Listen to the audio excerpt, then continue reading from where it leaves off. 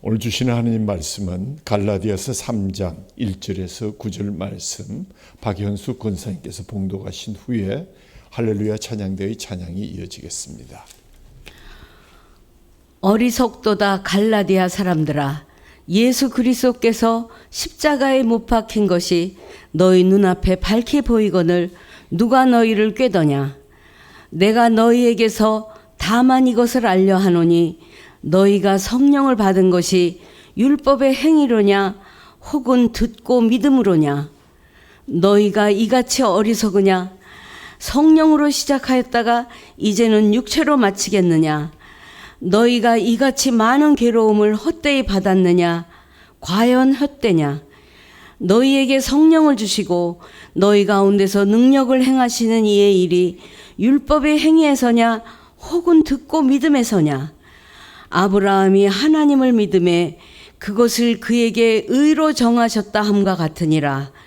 그런즉 믿음으로 말미암은 자들은 아브라함의 자손인 줄 알지어다. 또 하나님이 이방을 믿음으로 말미암아 의로 정하실 것을 성경이 미리 알고 먼저 아브라함에게 복음을 전하되 모든 이방인이 너로 말미암아 복을 받으리라 하였느니라. 그러므로 믿음으로 말미암은 자는 믿음이 있는 아브라함과 함께 복을 받느니라. 아멘. 우리 교회는 수요 예배를 통해서 복음의 진수 또는 자유의 대헌장이라고 일컬어지는 갈라디아서를 강해 설교를 통해서 배우고 있습니다. 대부분의 도시 교회가 그렇듯이 공예배임에도 불구하고 수요 예배에 많은 분들이 참여하지 못해서 아쉬울 때가 참으로 많습니다. 사도 바울과 바나바는 1차 전도 여행에서 안디옥, 이고니온, 루스드라 등의 갈라디아 지역을 돌면서 복음을 전했고 교회를 세웠습니다. 많은 역경이 있었지만 이 지역은 복음을 받아들여서 신앙이 밑으로 뿌리를 내리고 위로 열매를 맺기 시작했습니다. 하지만 바울이 갈라디아를 떠나고 나서 안타까운 소식을 접하게 됩니다.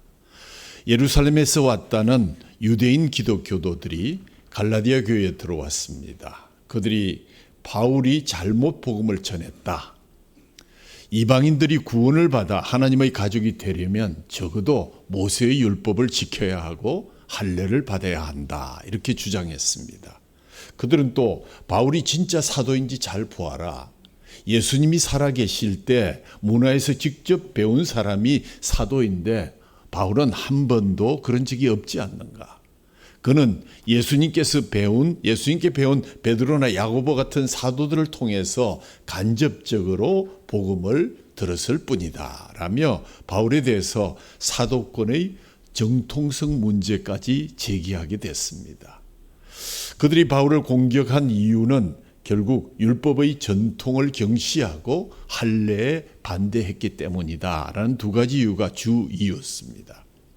이런 다른 복음을 전하는 그들의 주장은 사람들에게 강한 인상을 주기에 충분했던 것 같습니다. 우선 종교적인 열심이 남달랐고 또 예루살렘의 정통성을 계승한 듯한 복음의 덫을 그럴듯하게 해서 좀 멋있게 보이고 정말 정통성을 인정받은 종교처럼 보였습니다. 이에 반해서 바울이 가르쳤던 복음은 너무 쉬워서 참 초라해 보인다는 그런 느낌을 지울 수 없었던 것 같습니다.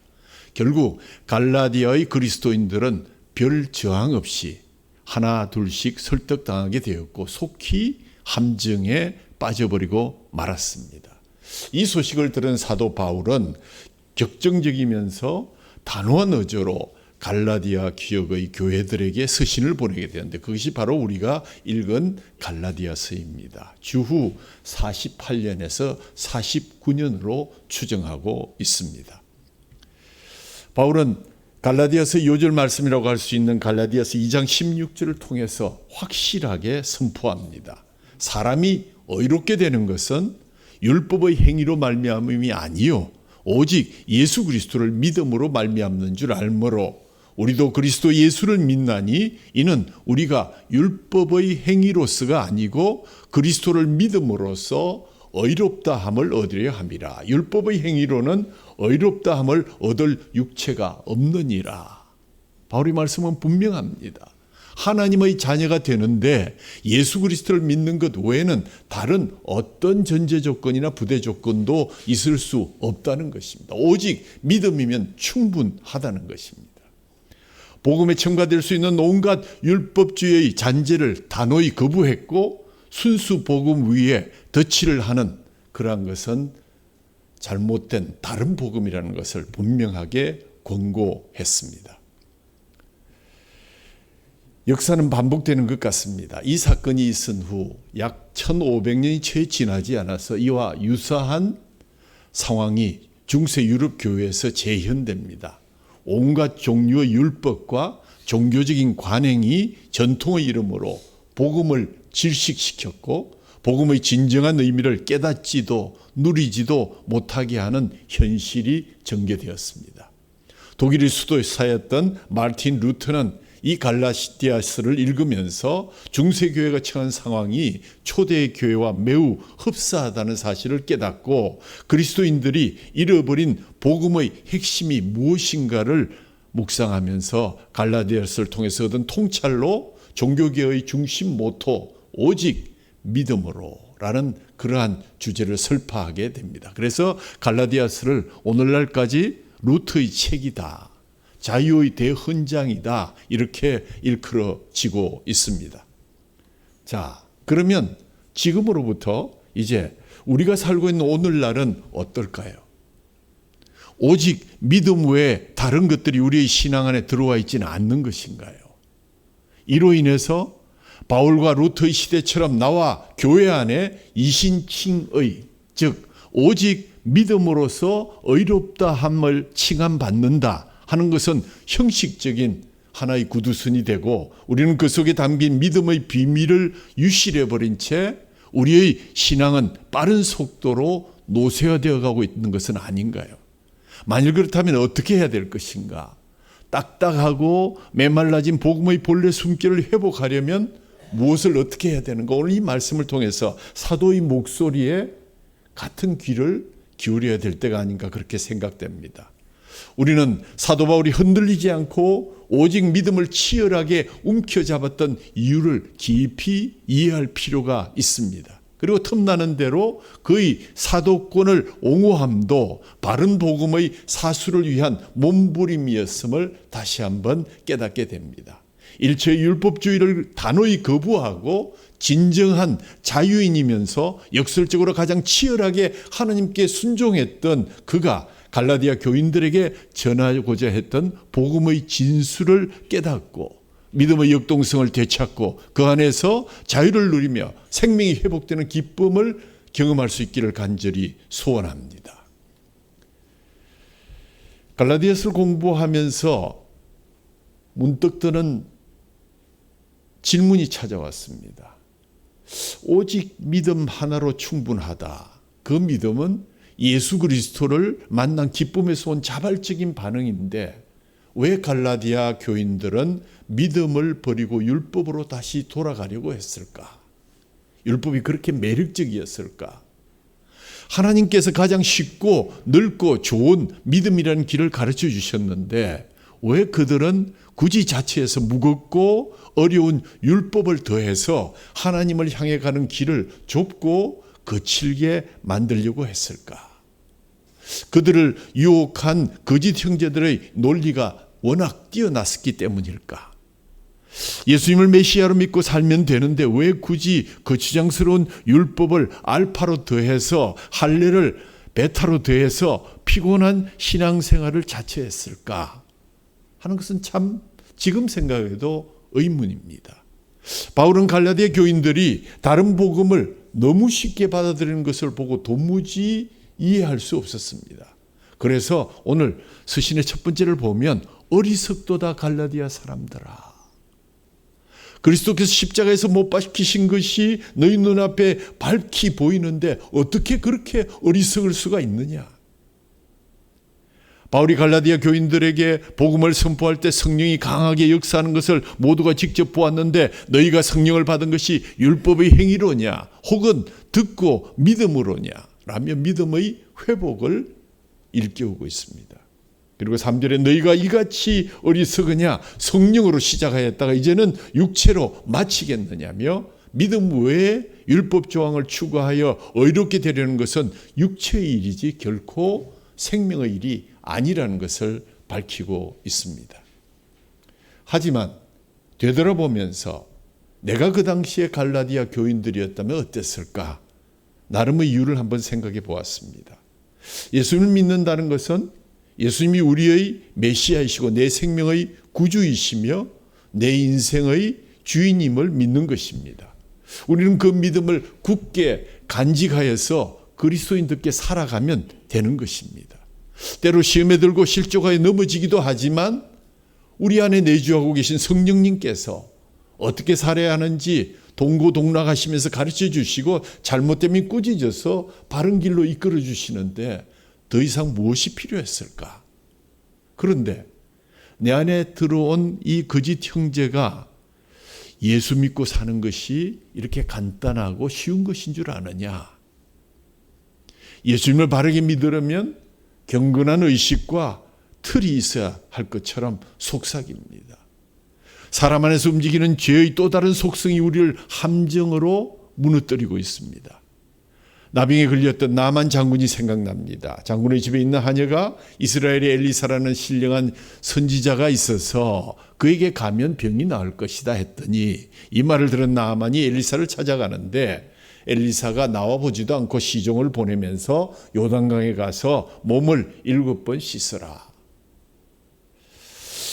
선지자가 직접 나와서 아련하지도 않고 요단강에 가서 씻기만 하면 된다고 종을 통해서 알려주니 엘리사의 말이 너무 가볍고 그래서 그는 돌아가려 합니다. 나만에게 지금 무엇이 움직이고 있습니까?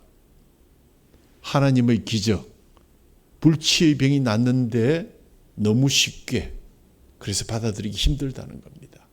특별한 절차와 형식도 없이 자기 중심으로 병 고침이 일어나야 하는데 나와보지도 않고 한쪽에서 요단강에 가서 7번 씻으면 나을 것이다. 씻고 돌아가라.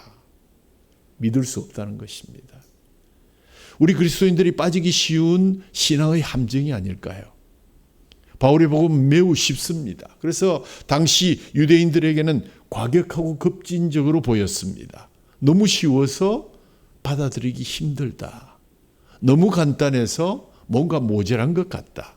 격식도 모양도 없기에 경건하지도 거룩하지도 않게 여겼던 것입니다. 쉽게 말해서 폼이 안 난다는 거죠. 갈라디아 교인들이 넘어진 지점이 바로 이 지점입니다.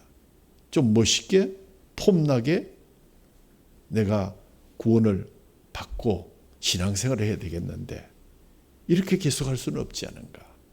형식과 틀을 갖출수록 더 경건하고 더 거룩해진다고 생각하는 순간 신앙의 2단계 함정에 빠지게 되는 것입니다. 바로 구원과 생명의 근원이 신앙, 이 신앙이 종교로 변해가는 이 시점에 우리는 함정으로 빠져들기가 쉽습니다.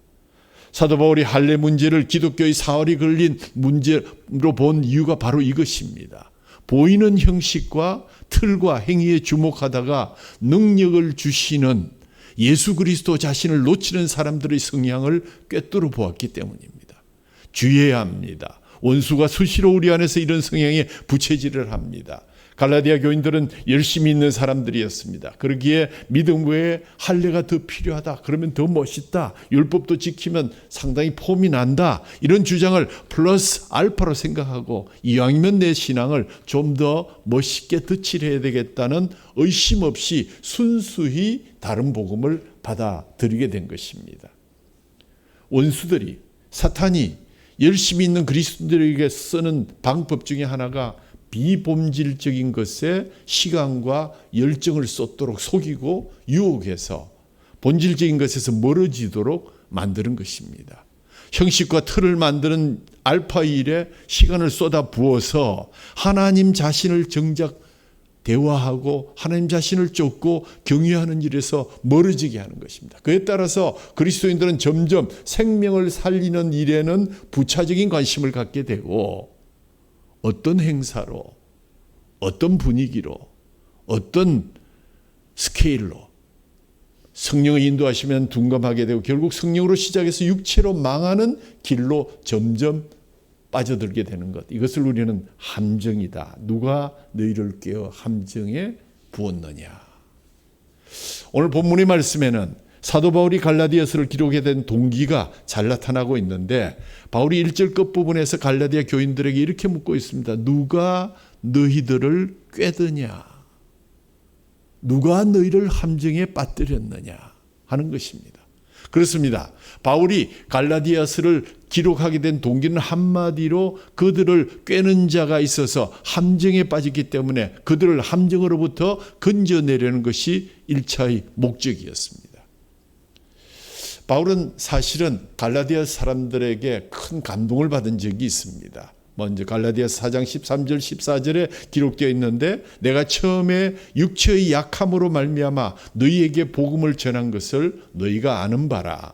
너희를 시험하는 것이 내 육체에 있으되 이것을 너희가 업신여기지도 아니하며 버리지도 아니하고 오직 나를 하나님의 천사와 같이 또는 그리스도 예수와 같이 영접하였도다. 오늘 바울 자신이 뭐라 그런가 하면 내 육체의 약함 때문에 너희들에게 복음을 전하게 되었다고 밝히고 있습니다. 이 배경은 우리가 사도행전 14장을 읽어보면 내용을 알 수가 있습니다. 바울이 갈라디아의 한 지방이었던 루스드라에서 복음을 전할 때였습니다. 유대인들이 몰려와서 바울을 돌로 쳐 죽이려고 했고 저들은 바울이 돌에 맞아 죽은 줄로 알고 그 시체를 성 밖에 던졌습니다. 바울은 그때 하나님의 은혜를 받아서 극적으로 되살아나긴 했습니다만 육체의 연약함 때문에 한동안 갈라디아 지방을 떠날 수가 없었습니다. 어쩔 수 없이 그는 자신의 건강이 회복될 동안에 그곳에 머물면서 갈라디아 사람들에게 계속해서 복음을 전했습니다. 바울이 갈라디아 교인들의 믿음과 사랑에 얼마나 놀랬던지 바울은 갈라디아 사람들로 인해서 전혀 놀라운 그러한 은혜를 늘 기억하면서 빚진 자의 심정으로 그들에게 복음 전하기를 원했고 또 그 뒤에 또 다른 놀라운 경험을 한 것이 바로 오늘 우리가 읽었던 성경의 말씀입니다. 갈라디아서 1장 6절에 보면 그리스도의 은혜로 너희를 부르신 이를 이같이 속히 떠나 다른 복음을 따르는 것을 내가 이상하게 여기노라. 너희들이 나의 육신적인 연약함에도 불구하고 나를 천사로 나를 예수로 섬기면서 그 복음을 정말 아멘으로 받았는데 왜 어찌해서 지금 이 같은 다른 복음을 나를 속히 떠나서 다른 복음을 따르는 것을 내가 보는 것이냐. 참 이상하지 않는가. 갈라디아 사람들이 율법주의자들의 함정에 빠졌다는 것입니다. 그래서 그들은 은혜에서 율법으로 믿음에서 행위로 갈보리 십자가에서 할례의 의식으로 자유함에서 종로를 함으로 방향을 바꾸게 된 것입니다. 그것도 일말의 의심 없이 저항감 없이 바울에게 물어보지도 아니하고 바울이 전한 복음을 속히 떠나서 다른 복음의 말로 순식간에 갈아탔다는 것입니다. 참으로 놀라운 일이죠. 바울은 그러한 갈라디아 교인들을 책망하면서 그들에게 오직 믿음으로 말미암아 의롭다함을 받는 진리 위에 굳게 설 것을 당부해서 이 편지를 쓰게 된 것입니다.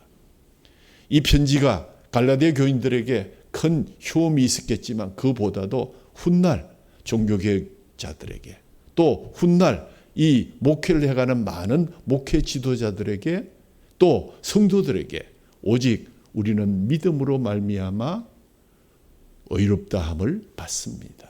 이 모든 것이 은혜입니다 하는 이 교리를 바로 갈라디아서 이 작은 책 안에서 우리는 발견하게 되는 것입니다. 더 놀라운 것은 제가 이번 이 갈라디아서를 공부하면서 오늘 1절에서 5절 5절 사이에 이 함정에서 벗어나기 위한 사도 바울의 처방전이었습니다. 바울은 갈라디아 교인들에게 오직 믿음으로 의롭다함을 얻는다는 진리를 강조하기 위해서 오늘 1절에서 5절 5절 사이에 신앙적 체험에 호소하면서 처방전을 제시했는데 그 처방전은 다름이 아니라 삼위 하나님과의 관계를 회복하라 하는 그러한 처방전이었습니다. 뒤에서 6절 9절에서는 믿음으로 의롭다 함을 다시 한번 성경적으로 설명해 주고 있습니다. 오늘 5절을 통해서 사도는 갈라디아 교인들에게 삼위 하나님과의 관계, 첫 번째 예수 그리스도와의 관계, 두 번째 성도와의 성령님과의 관계, 세 번째 하나님과의 관계를 다시 한번 점검하라. 그것이 사도가 내린 처방전이었습니다. 그러니까 바울은 갈라디아 교인들에게 성삼위 하나님과의 관계에 있었던 신앙적인 체험들을 다시 한번 회복하고 기억하며 이신득의 진리를 다시 한번 확인시켜주면서 오늘의 본문을 우리에게 주고 있는 것입니다. 제가 놀랐다는 것은 물론 사도 바울이니까 그럴 수 있겠지만 이 함정에 빠진 갈라디아 교인들에게 5절 속에서 성부와 성자와 성령과의 관계를 회복하라 하는 놀라운 처방을 내린 것은 성령님의 도움이 아니고서는 참 불가능한 일이 아니었겠는가 그런 생각을 해봅니다. 첫 번째, 갈라디아 교인들아 예수 그리스도의 관계를 생각하라.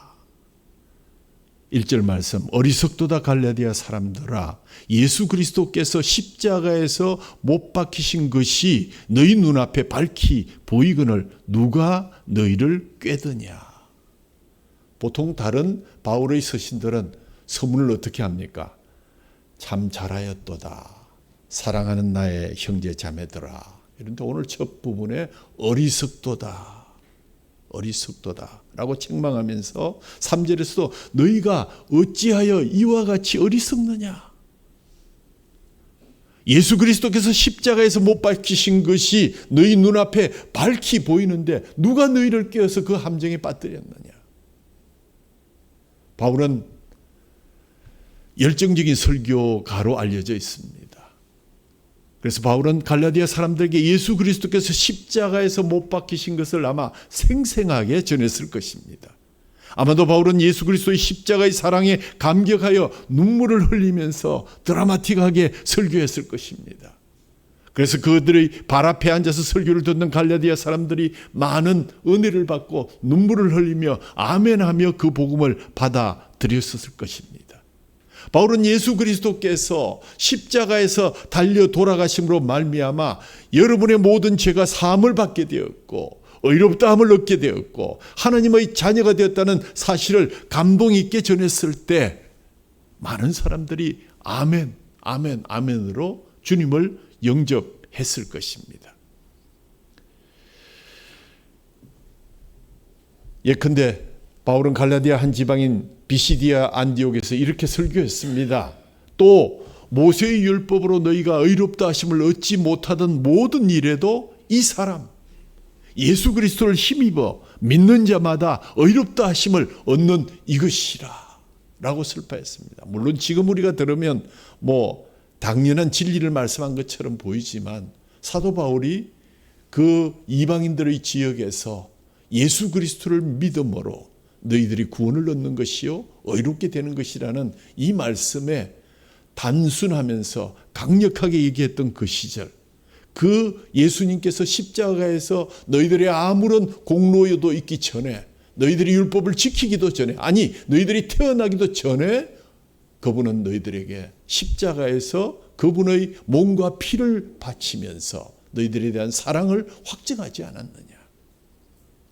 그런데 그들을 미혹하는 율법자이자들의 꿰매 빠져서 십자가에 대해서 떠나버리고 말았으니 할례를 받는 등 율법주의가 물들어가고 있었고 그들은 십자가에 달려 돌아가신 예수 그리스도를 믿음으로 말미암아 얻게 되는 하나님의 의보다는 율법의 의를 찾아서 도로 다른 복음으로 돌아가서 함정에 빠지고 있었다는 것입니다. 그 결과가 어떻게 되는 것입니까? 갈라디아서 2장 21절에 보면 내가 하나님의 은혜를 패하지 아니하노니 만일 의롭게 되는 것이 율법으로 말미암으면 그리스도께서 헛되이 죽으셨느니라. 여러분들이 만약 율법으로 말미암아 의롭게 되는 것이 율법으로 말미암아 여러분들이 구원받았다고 하면 예수 그리스도께서 헛되이 죽으신 것이 아닌가. 바울은 갈라디아서 5장 2절에 4절에도 이렇게 말합니다. 보라, 나 바울은 너희에게 말하노니 너희가 만일 할례를 받으면 그리스도께서 너희에게 아무 유익이 없으리라. 내가 할례 받는 각 사람에게 다시 증언하노니 그는 율법 전체를 행할 의무를 가진 자라. 율법 안에서 의롭다함을 얻으려 하는 너희는 그리스도에게서 끊어지고 은혜에서 떨어진 자로다. 이제는 율법을 받아도 좋고 안 받아도 좋다가 아니라 율법을 받는 자는 예수 그리스도의 은혜에서 멀어진 자다. 아무 유익이 없는 자다. 이렇게 선포합니다. 예수 그리스도께서 우리의 죄를 담당하시고 십자가에 달려 돌아가심으로 말미암아 우리가 우리의 모든 죄가 사함을 받고 율법의 모든 요구가 다 이루어졌거늘 스스로 율법을 지켜서 의로움을 다시 받겠다고 하는 너희는 도무지 무엇이냐? 하나님의 은혜, 십자가의 은혜를 도무지 이탈시키고 그것을 무해하게 만드는 자들이 아니냐? 바울은 갈라디아 교인들을 향해서 강하게 책망했습니다. 바울은 이런 책망을 통해서 그들이 예수 그리스도의 십자가반을 다시 한번 바라보고 그 관계를 회복함으로써 그 함정에서 뛰쳐나올 것을 권면하고 있습니다. 두 번째는 갈라디아 교인들과 성령님과의 관계입니다. 1절 말씀이 그리스도와 관련된 말씀이라면 2절에서 4절은 성령과의 관계에 대한 말씀입니다. 내가 너희에게서 다만 이것을 알려 하노니 너희가 성령을 받은 것이 율법의 행위로냐 혹은 듣고 믿음으로냐. 이런저런 사소한 거 다 제쳐놓고 내가 먼저 한 가지만 물어보겠다. 너희가 성령을 받은 것이 율법의 행위로 받은 것이냐 아니면 복음을 듣고 믿음으로냐. 생각해 보아라. 너희가 성령을 받은 것이 율법에서 요구하는 바를 너희가 행해서 받은 것이 아니지 않느냐. 너희에게 전하는 복음을 듣고 믿음으로 받은 것 아니냐. 어찌하여 너희들이 다시 율법으로 이것을 행하려 하느냐. 여기서 갈라디아 교인들이 성령을 받은 것은 율법의 행위라 당연히 복음을 듣고 믿음으로 성령을 받게 되었다는 사실을 확인합니다. 여러분, 성령을 받는 것은 우리 신앙생활의 어떤 목표가 아닙니다. 이미 우리는 성령의 인치심을 받았기 때문에 예배하게 되고 주님을 주님이라고 부르고 성령의 활동 속에서 우리가 살아가고 있습니다. 우리 신앙을 추구하면서 성령을 받는 것이 목표가 아니라 그것은 이미 신앙생활의 시작에 하나님께서 우리에게 주셨고 우리는 성령의 충만을 위해서 계속해서 기도하고 말씀과 기도로 거룩해져야 되는 그러한 의무를 가지고 있습니다. 고린도서 12장 3절에 그러므로 내가 너희에게 알리노니 하나님의 영으로 말하는 자는 누구든지 예수를 저주할 자라 하지 아니하고 또 성령으로 아니하고는 누구든지 예수를 주시라 할 수 없느니라. 예수 그리스도를 주라 시인하는 자는 이미 성령을 받은 자입니다. 그러니까 갈라디아 교인들이 바울이 전하는 복음을 듣고 예수 그리스도를 믿었기 때문에 이미 성령을 받은 사람들입니다. 그럼에도 불구하고 갈라디아 교인들이 율법을 지켜야 성령을 더 크게 받는 줄 알고 할례도 행하고 절기도 지키고 음식을 가려서 먹으려고 하는 자들을 쫓아갔다는 얘기입니다. 이런 현상은 오늘날에도 많이 있습니다. 방언을 해야만 성령을 받는 것처럼 생각하는 사람도 있습니다. 산기도나 금식기도를 해야만 성령을 받는 것처럼 생각하는 사람도 있습니다. 손을 얹고 사람이 낫게 되는 그런 신유의 은사를 받아야 성령을 받은 것으로 생각하는 자들이 있습니다. 대단히 건방진 생각들입니다. 성령을 받는 것은 신앙생활의 목표가 아니라 이미 시작된 하나님의 은혜, 하나님께서 일방적으로 주신 은혜입니다. 우리가 어떤 경건한 행위를 했다고 해서 우리에게 성령이 주어진 것이 아니라 이미 우리 안에 계시는 성령님께서 하나님을 예수님을 복종하고 성령님을 복종하면서 우리로 하여금 충만한 가운데 경건한 삶을 살 수 있도록 작동하고 우리 속에 전을 차려 주셨습니다. 다른 곳에 가서 전을 찾을 필요가 전혀 없습니다. 3절에 보면 너희가 이같이 어리석으냐 성령으로 시작하였다가 이제는 육체로 마치겠느냐. 이 말을 잘 음미해 보면 소위 말하는 구원파들이 얘기하는 것처럼 성령으로 시작했으면 그 뒤는 어떻게 살아도 우리는 구원받은 백성이다 하는 말은 얼마나 위험한 꾀임이고 함정인지요. 갈라디아 교인들은 기가 막힌 일을 하고 있었습니다. 첫째는 성령과 둘째는 육체, 첫째는 시작과 둘째는 마침. 이 속에서 그들은 지금 방황하고 있고 함정에 빠져 있는 것입니다. 그들이 분명히 성령으로 시작을 했습니다. 그들은 바울이 전하는 복음을 듣고 믿음으로 의롭다함을 얻었던 사람들입니다. 그들의 성령도 받았습니다. 이처럼 듣고 믿음으로 성령을 받았다면 그 뒤로도 믿음을 따라서 성령의 인도하심을 따라 순종하면 될 것입니다. 그런데 갈라디아 교인들이 처음 시작은 성령으로 잘 하고서 지금 와서 육체로 마치려는 듯한 행동을 하고 있음을 본 사도 바울이 어리석은 자들아, 너희들이 성령으로 시작하여 육체로 끝을 내려고 하느냐 하는 말씀은 오늘 우리에게도 유효합니다. 나는 성령 받았다. 나는 예수님께서 내 속에 살아 계신다. 영원히 계실 것이다. 성령을 회방하고요, 성령을 질식시키면요, 그 성령님이 함께 하시지 못합니다. 하나님은 우리에게 성령이 내주하여서 영원토록 거하시기를 원하시기 때문에 사도 바울을 통해서 오늘 이 말씀을 우리에게 주시는 것입니다. 그러면 4절 말씀, 너희가 이같이 많은 괴로움을 헛되이 받았느냐? 과연 헛되냐? 초대교회 성도들은 믿음을 지키기 위해서 많은 핍박을 받았습니다. 이제 와서 믿음을 떠나 율법으로 돌아가 버린다면 여태껏 여러분들이 지키기 위해서 받았던 그 많은 괴로움 다 헛사가 될 것이다. 과연 헛된 것이냐? 로마서 8장 18절 말씀이 생각납니다. 생각하건대 현재의 고난은 장차 우리에게 나타날 영광과 비교할 수 없도다. 고린도후서 12장에 기록된 것처럼 바울은 셋째 하늘 곧 낙원에 올라갔던 체험을 했던 사람입니다. 천국은 사람의 말로는 표현할 수 없는 영화로운 곳이었습니다.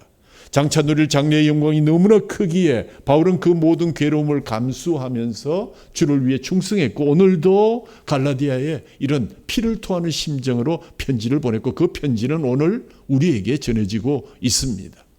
장래의 영광을 위해서 얻을 수 있는 길이 무엇입니까?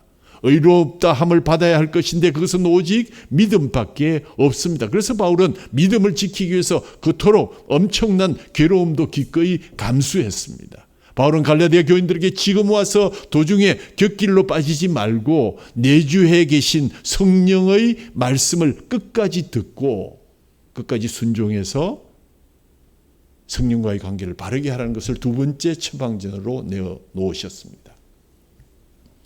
세 번째 5절 말씀입니다. 너희에게 성령을 주시고 너희 가운데 능력을 행하시는 이의 일이 율법의 행위였으냐 혹은 듣고 믿음했으냐. 오늘 1절에서 예수 그리스도와의 관계, 2절에서 4절에 성령님과의 관계, 오늘 5절에 여기 나와 있지는 않지만 하나님과의 관계. 왜? 우리에게 성령을 주신 분이 하나님이시요, 우리 가운데서 능력을 행하게 하시는 분이 하나님이시기 때문입니다. 그렇습니다. 하나님은 예수 그리스도를 통해서 우리에게 성령을 주셨습니다. 또 바울이 갈라디아 교인들에게 복음을 전할 때 그 가운데 능력을 행하신 이가 누구셨습니까? 사도 바울이었습니까? 아닙니다. 하나님이 사도 바울을 통해서 능력을 행하신 것입니다. 우리는 여기서 바울은 갈라디아 교인들에게 다시 한번 묻습니다. 하나님이 너희에게 성령을 주셨고 하나님이 너희 가운데 능력을 행하신 것이 너희가 율법의 용으를 행해서 한 것이냐, 아니면 너희가 복음을 듣고 예수 그리스도를 믿었기 때문이냐? 답하라. 그것이 처방전이었습니다. 율법의 행위에서가 아니라 듣고 믿음에서였다 하는 것이 사도 바울의 처방전의 결론입니다. 바울은 오늘 본문을 통해서 갈라디아 교인들에게 분명한 메시지를 전합니다. 아니, 길교의 성도들에게 분명한 메시지를 전합니다. 하나님은 불신자의 불신을 용서하시는 것뿐만이 아니라 그리스도인으로서 실패도 용서하시는 분입니다. 오늘 본문에 너희가 성령으로 시작했다가 육체로 마치겠느냐 말은 성령으로 시작해도 육체로 마치는 일이 있다는 것을 우리에게 경고하시는 말씀입니다. 겸손히 엄중하게 받아야 될 말씀입니다.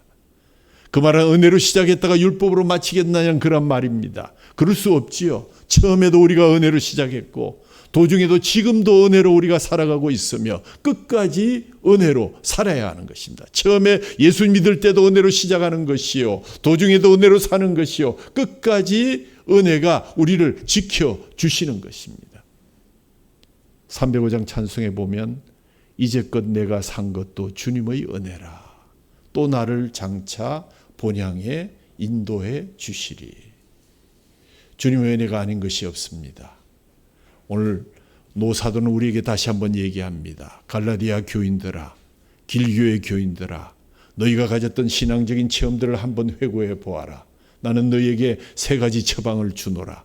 예수 그리스도의 성령과 예수 그리스도와 성령과 하나님과의 관계를 믿음으로 회복하라. 너희는 먼저 십자가에 달리신 예수 그리스도를 믿음으로 구원받아 영생을 얻지 아니하였느냐. 또한 너희가 그리스도를 믿는 순간에 성령도 함께 선물로 받지 않았느냐.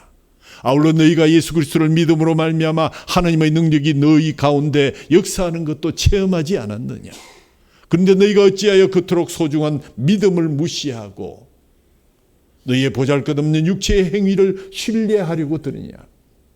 더 이상 율법주의자들의 꾀임에 빠져서 육체를 신뢰하는 어리석은 짓을 그만두고 오직 예수 그리스도를 믿는 믿음 위에 굳게 서도록 하라 하는 것이 사도 바울이 오늘 우리에게 주시는 교훈입니다. 사랑하는 성도 여러분, 천성을 가는 길에 영적으로나 육적으로 함정에 빠져 있지는 않습니까? 덫에 걸려 힘들어하고 계시지는 않습니까? 핵심은 율법을 어떻게 지켜서 그것을 빠져나오느냐가 아니라 죄의 권세를 이기는 힘을 덧입는 것입니다. 삼위 하나님과의 관계를 회복하시고 우리 모두가 하나님의 영이 충만하게 역사하시는 영혼의 방을 만들어서 속히 사단의 함정에서 벗어나야 하겠습니다. 우리 모두가 하나님의 영이 충만하게 역사하시는 영혼의 방을 사모하면서 그 방이 늘 활성화되고 주님을 만나는 그러한 길이 되어서 어떤 어려움 속에서도 우리의 이웃이 함정에 빠져 있다 할지라도 그분의 손들을 붙잡고 함께 천성을 향해서 달려가는 저와 여러분 되기를 간절히 소원하면서 우리 모두가 손에 손잡고 삼위 하나님과의 관계를 또 그 믿는 믿음으로 다시 천국의 여정의 은혜를 의지하면서 끝까지 달려가시는 저와 여러분 되기를 주님의 이름으로 축원합니다. 하나님 아버지 감사합니다. 영적 육적인 함정에 빠져 있는 우리에게 노사도가 준 삼위 하나님과의 관계를 회복해서 죄의 권세를 물리치고 은혜의 길을 계속 달려가라는 그 말씀에 용기를 얻고 위로를 얻습니다. 그 말씀의 확증함으로 인해서 이 시간 우리에게 하나님 주의 살과 피를 다시금 우리에게 먹이시고 마시게 하시니 감사합니다. 우리의 죄된 것 다 도말하시고 우리의 연약한 지체를 주께서 불쌍히 여기시고 주님의 살과 피가 효험 있게 하시며 끝까지 믿음으로 은혜로 달려가는 백성들이 다 될 수 있도록 주께서 오늘의 성찬 예식에도 함께하여 주시옵소서. 살아 숨쉬는 하나님의 말씀과 하나님의 그 숨과 하나님의 몸과 하나님과 피가 우리 속에 샘솟아서 끝까지 은혜로 다시 천국의 여정을 힘차게 달려가는 그런 귀한 시간 되게 하여 주옵소서. 우리 주 예수 그리스도의 이름으로 감사하며 기도하옵나이다. 아멘.